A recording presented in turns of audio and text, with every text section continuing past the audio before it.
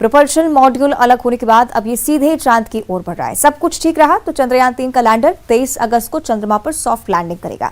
इसके साथ ही भारत इतिहास रच देगा। चांद पर सॉफ्ट लैंडिंग कराने वाले चुनिंदा देशों में शामिल भारत का नाम भी होगा।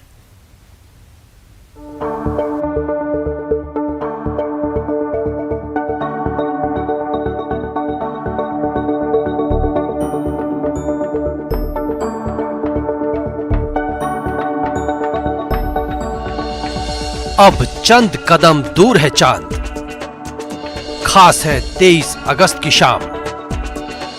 इतिहास रचेगा हिंदुस्तान। भारत का चंद्रयान मिशन तय प्रक्रिया के अनुसार आगे बढ़ रहा है। गुरुवार को चंद्रयान 3 मिशन से प्रोपल्सन मॉड्यूल अलग हुआ। अब प्रोपल्शन मॉड्यूल के अलग होने के बाद चंद्रयान 3 मिशन के विक्रम लैंडर ने चांद की निचली कक्षा में प्रवेश कर लिया है, जहां से चांद की सतह की दूरी कुछ ही किलोमीटर दूर रह गई है।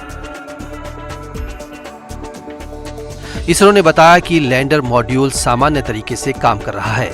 लैंडर मॉड्यूल ने सफलतापूर्वक डी बूस्टिंग ऑपरेशन किया। इसके बाद अब इसकी कक्षा 113 किलोमीटर गुणा 157 किलोमीटर तक कम हो गई है। दूसरा डीबूस्टिंग ऑपरेशन 20 अगस्त 2023 को लगभग 2 बजे किया जाएगा। लैंडर विक्रम की गति को धीमा करके उसे चांद की कक्षा में नीचे की तरफ उतारा गया है। यह प्रक्रिया 20 अगस्त को भी होगी, जिसके बाद विक्रम लैंडर की चांद की सतह से दूरी सिर्फ 30 किलोमीटर रह जाएगी। इसके बाद शाम 23 अगस्त को करीब 5:47 पर विक्रम लैंडर की चांद की सतह पर सॉफ्ट लैंडिंग कराई जाएगी। विक्रम लैंडर की चांद पर सॉफ्ट लैंडिंग कराते ही इसरो इतिहास रच देगा। चांद की सतह पर सफलतापूर्वक सॉफ्ट लैंडिंग कराने वाले चुनिंदा देशों में भारत भी शामिल हो जाएगा। लैंडर और रोवर दोनों ही लैंडिंग के लिए जरूरी ऊर्जा सौर ऊर्जा से हासिल करेंगे।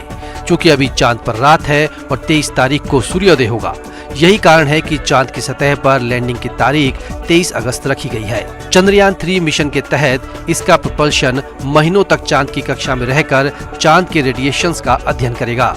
लैंडर और रोवर चांद की सतह पर उतरकर 14 दिनों तक पानी की खोज सहित कई वैज्ञानिक प्रयोग करेंगे। 14 जुलाई 2023 को दोपहर 2:35 पर आंध्र प्रदेश के श्रीहरिकोटा के सतीश धवन स्पेस सेंटर से चंद्रयान 3 मिशन को लॉन्च किया गया था। Bureau report, news 18। और इसी के साथ इस बुलेटिन में इतना ही। देखते रहिए न्यूज़ 18।